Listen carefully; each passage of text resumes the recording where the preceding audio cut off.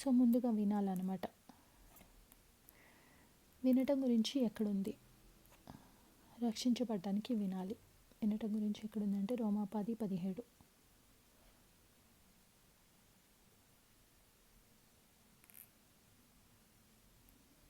అలాగే ప్రకటన 2:7 రెండు మనం చూసాం.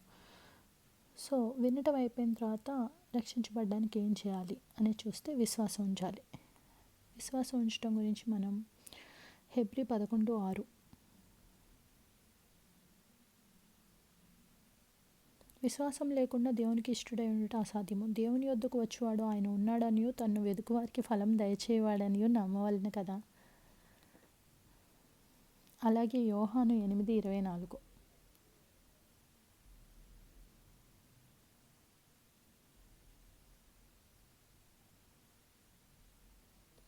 కాగా మీ పాపములలో నుండి మీరు చనిపోదురని మీతో చెప్పితిని.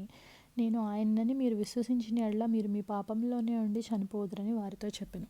విశ్వసించని ఎడల మీరు మీ పాపంలోనే ఉండి చనిపోదురని వారితో చెప్పాను.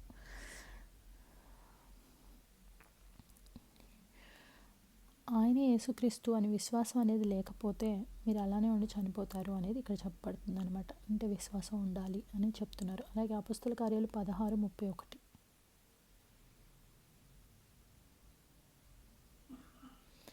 అందుకు వారు ప్రభువైన యేసునందు విశ్వాసం ఉంచుము, అప్పుడు నీవును నీ ఇంటి వారును రక్షణ పొందుదురని చెప్పి